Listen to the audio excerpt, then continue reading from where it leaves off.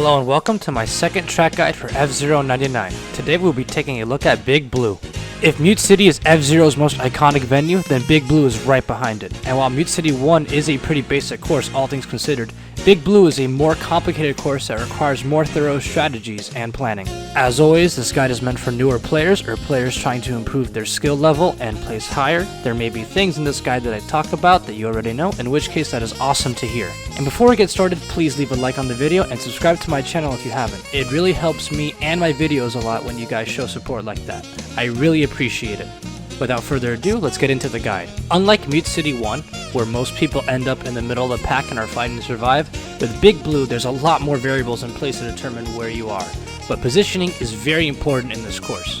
What I have found to be the most successful when trying to win on Big Blue is to stay in either first place or in the upper pack, anywhere from 2nd to 25th place, and trying to remain as close to the front or in the front as possible. This is because with Big Blue's layouts, its turns, and where the AI driver snails spawn on the course, it is pretty easy to build a sizable lead against the other racers. Because of this, you obviously want to be out in the front if you can, or at least be in the high pack.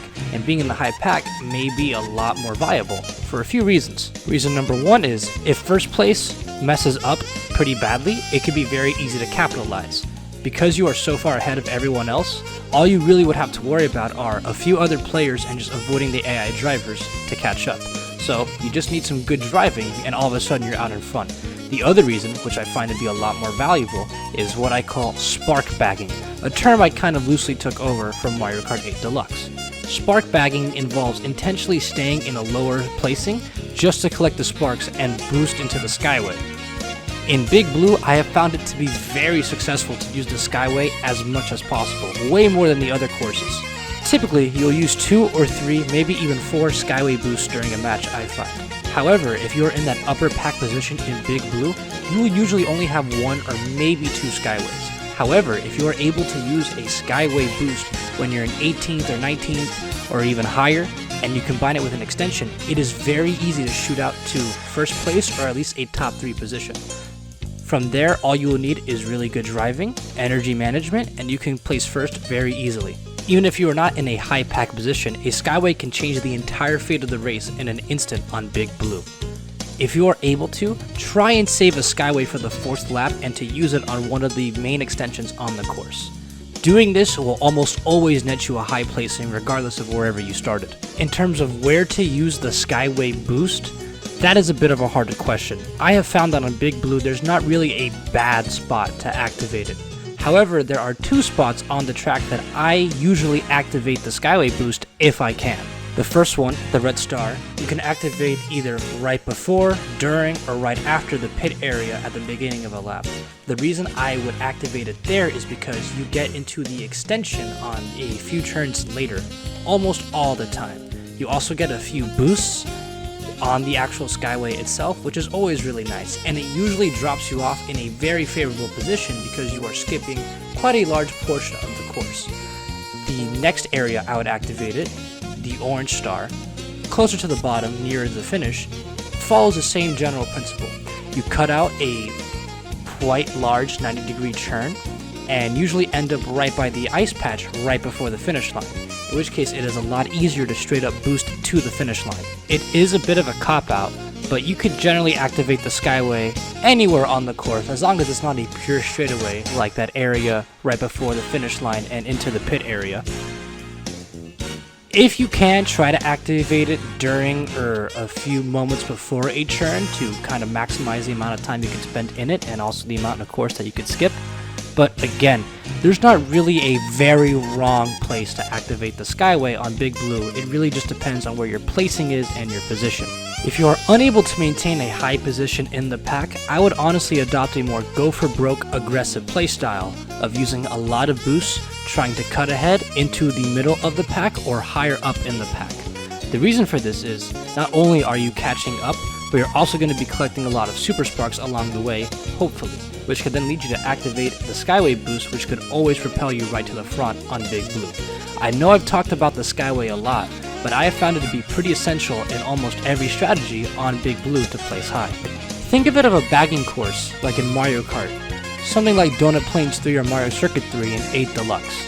A backing course is a course where you intentionally hang back to get better items and then use those items to place first on the final lap. It's the same idea, but instead of items, it's with super sparks.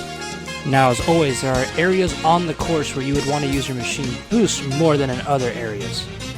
The first area I want to highlight would be the first 90-degree turn with the rough patches. Now, if you are able to hug the first part of the rough and then cut across and boost through the rest of the rough while making the turn, it is very good.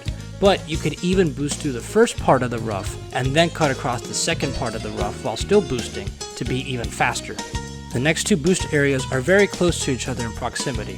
After you take the diagonal road and then the curved turn, you should boost onto the straightaway that leads into the 90-degree turn. And if you are able to make the turn, you should boost on the second straightaway as well. If you struggle with boosting and then making the 90-degree turn, then hold off on boosting on that straight, but then definitely boost on the second straight into the ice patch. Since every machine is very slippery on the ice patch, I would only advise boosting on it when you are making the exit turn onto the final straight before the finish line. Of course, if you are front running instead of spark bagging, you should try to boost on every straightaway on this course that you can, because there are a lot of them. Of course, this varies depending on your energy level and the machine, but you definitely want to be hitting as many boosts as you can. Regardless, the areas I have highlighted are very important to boost on, regardless of your placing in the pack. Essentially, if you are able to, try to maintain your position in the top 10 and get to a front running position and start getting a big gap over the other players. If you are not able to maintain a top spot, such as a top 10, then try to hang back in the high pack and collect as many sparks as you can while maintaining position so that you could use a Skyway Boost on one of the last laps and really get a big push toward first place. If you are not in the high pack or front running, be very aggressive trying to cut up and getting as many super sparks and Skyway Boosts in as you can to get into that position. I find that you should really only be playing Big Blue defensively if your energy really runs out and you're just trying to stay alive.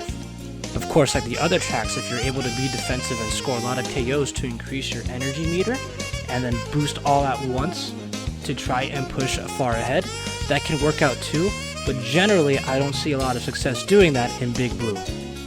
Big Blue really does exemplify how important the Skyway mechanic is in F-Zero 99.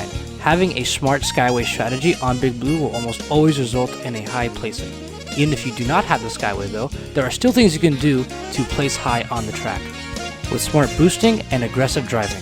Thank you for watching this video. Leave a like and subscribe if you haven't. Also, if you have any questions about F-Zero 99, whether it is about Big Blue or another mechanic in the game, or just a question about strategy in general, leave it in the comments and I'll try my best to answer it. Thank you for watching, and I'll see you next time.